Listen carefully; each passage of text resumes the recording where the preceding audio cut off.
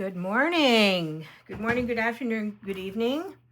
Welcome to Random Crafty Acts. If you haven't been here before, my name is Barb, and I am an obsessive card maker, and I specialize in breaking down how you actually do things for beginning card makers. And with the hope that you will enjoy this as much as I do. I made a batch of cards recently, a whole bunch of them that look like this, and I had these scraps left over from the piece of paper that I put in the background. I'll link the video to this below so you can see how I made this. And I don't like to let scraps go, so what I thought I would do is make 3 big leaves that I can put on these and use the last of my happy fall sentiments. And so I was going to show you some things about cutting using this kind of a die. So let me drag my Big Shot fold away over into the screen as much as I can. Okay, I work with a magic mat. The purpose for working with a magic mat is if it starts to warp, as this one is, I can take and use a blow dryer on it and make it hot, and then I just put it back in here and put it in, set that back on top of it to weight it down, and it will straighten back out. It has helped me preserve my plastic plates, which otherwise there would be one like this as a cutting mat, and no matter what I ever did to flip them, they ended up getting so warped that I had to get rid of them, and I went through a lot of them before I found the magic mat. And I'm pretty sure the only place you can get these is at scrapbook.com, but I'm not affiliated with them or anything. I just buy their stuff. Okay, so the thing about this particular die is that this piece is what cuts the outside, and this piece is what makes the design. All right, so we lay this here, we put this on the inside of it, all right, and then I often use a piece of, this is referred to as mint tape. When I don't have this, I use that the yellow low tack tape you can get in hardware stores, and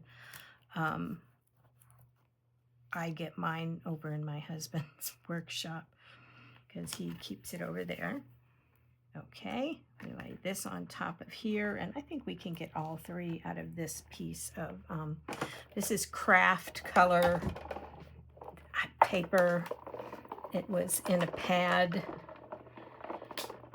and since it's kind of heavy, I'm going to crank that through twice.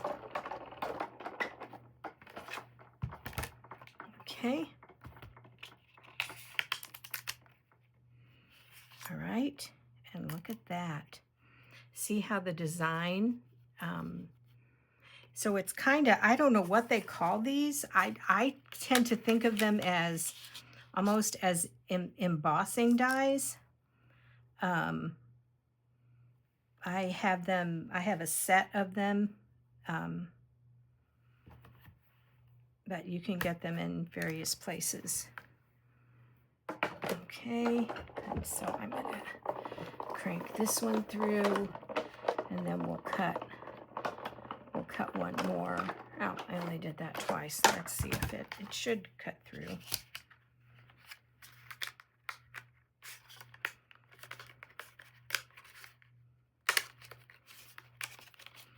See, it sticks a little. Take the tape off, Barb. That helps.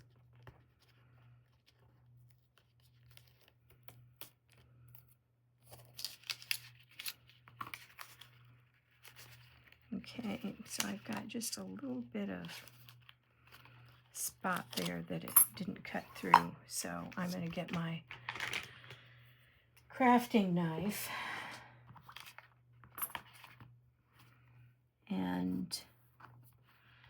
just lay the point down in there and very carefully drag it around. And you don't, when you find yourself in this kind of a position with dies, you don't want to pull too hard because it'll tear your paper, and then, I don't know, it's kind of waste that you even did it.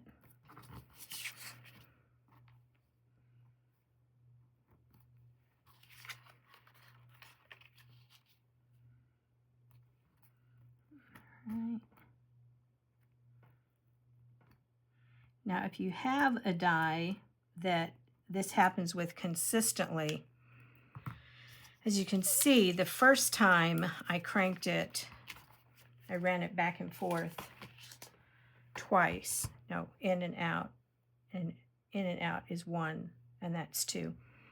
Okay, and sometimes that will make a difference.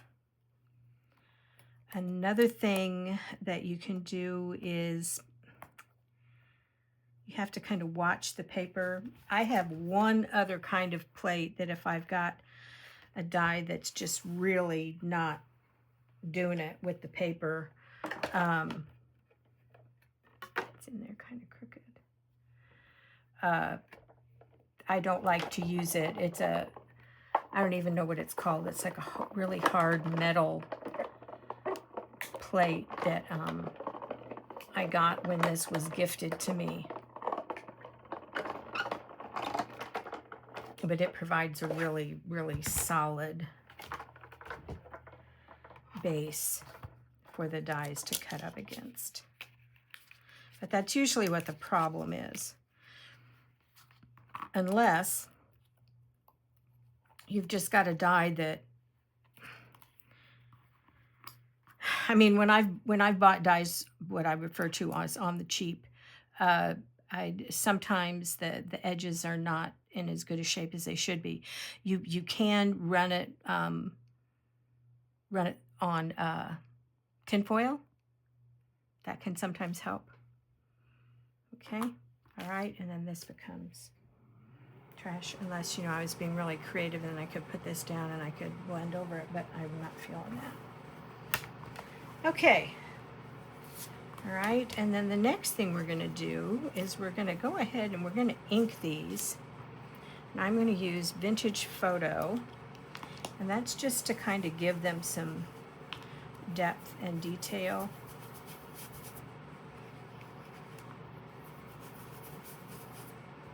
Okay.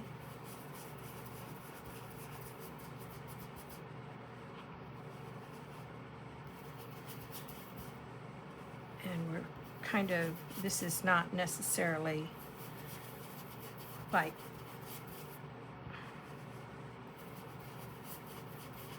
it's mass making in sorts. It's not really assembly line, but doing all of the same things at a time, rather than just doing one of these and then the next one. I stick that stuff on the back of my hands. Okay, and then I'm going to use the dauber to darken the edges. And this just kind of adds a sense of dimension when you put it on the pattern paper. It doesn't, you know, it doesn't look quite as flat.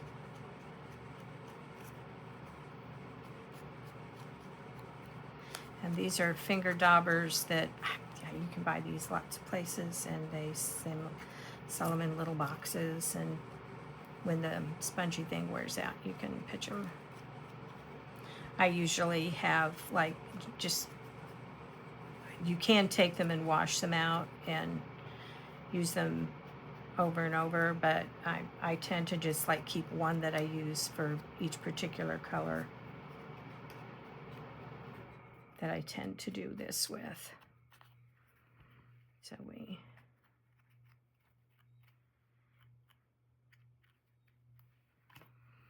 okay, see how the So how the edging makes just the slightest difference. So I don't really have a sketch for what I'm going to do. It's just kind of a basic pattern sort of idea. There are certain design types of things that you just get used to using, particularly in a scrap. Oh, let's do these too. While we're at it, let's do these. If you haven't subscribed to my channel, I would really appreciate it. I realized the other day that if you, I've just always been out on YouTube in one way or the other, not necessarily as a creator, but I mean, I was over here all the time, so I have a sign in. I don't think it signs me into anything in particular, because I can access everything without being signed into that.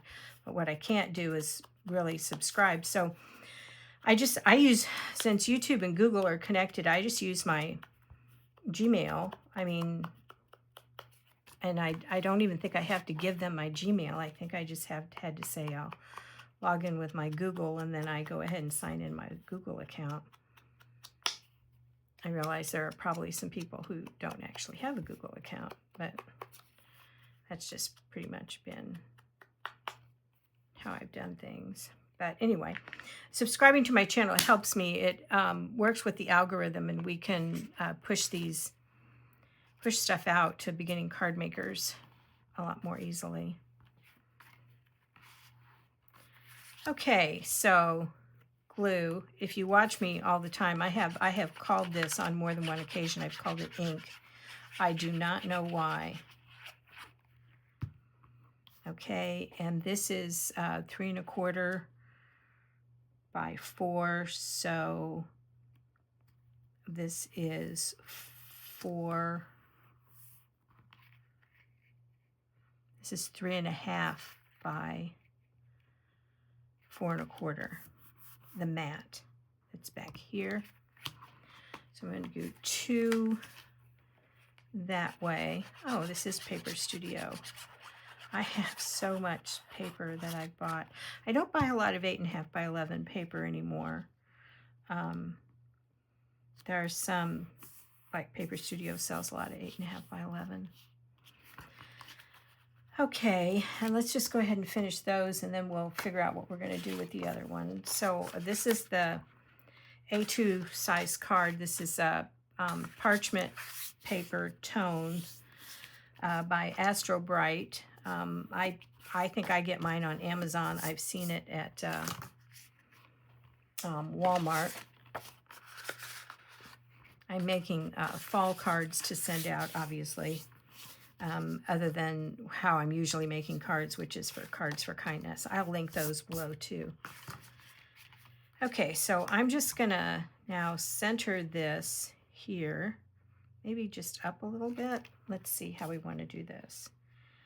Yeah, up a little bit. I don't want it to go all the way because I don't want this to just, okay, so I could put it here like this. I could put it out here in the middle. Okay, and then lay the leaf. I could put it right here and kind of lay the leaf at an angle. I think we'll do one of each. Okay, we'll put this down here.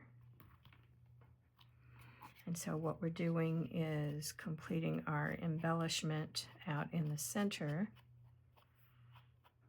This is the one I pulled out of my magic drawer of embellishment pieces.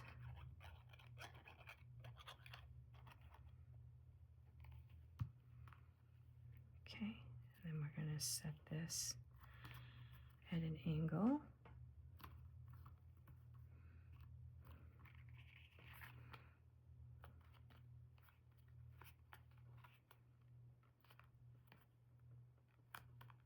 Well, that doesn't want to go down, does it?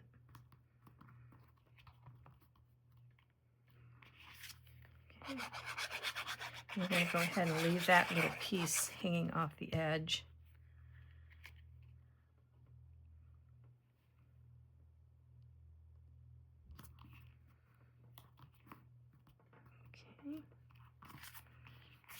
the same here. I'm going to put this piece out in the middle.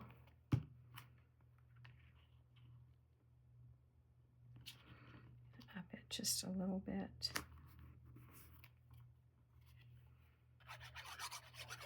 Put this at the bottom.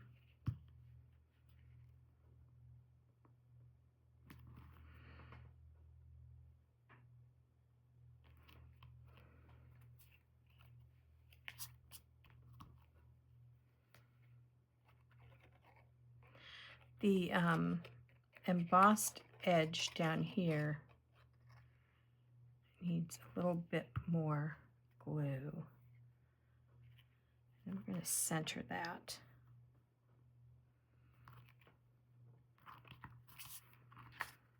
Okay.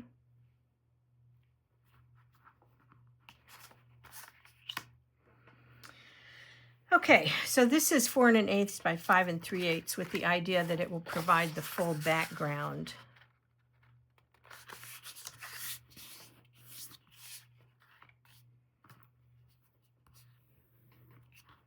And so that will fill all of this in.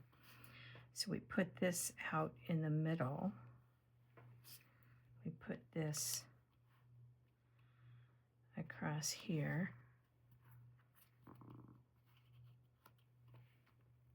How's that? That looks kind of classy. Okay, let's do this part first. I'm going to glue this, and I will measure this for you. These are obviously standard sizes that you end up left over. This is 2 inch, and I cut it to 4 1/2. Or in fact, it may have ended up at 4 1/2. Okay, I'm just eyeballing this so that it's basically out in the middle.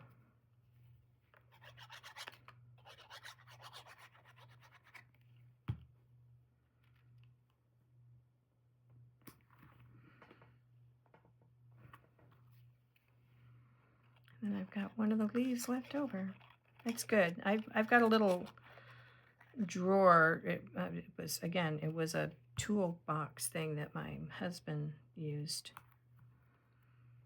and I decided he was done with it. But anyway, we moved it into my craft space because I could put like a whole bunch of these in a space in a little drawer, and then that way if I decided on the spur of the moment to make a card that I needed a leaf for, I could just reach in back there and do that.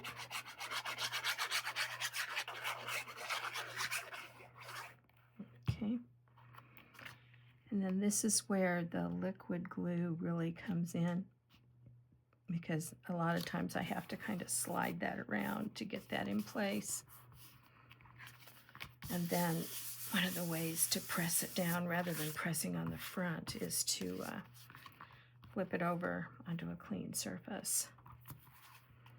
Okay, and then last but not least, always put the pin back in your glue bottle.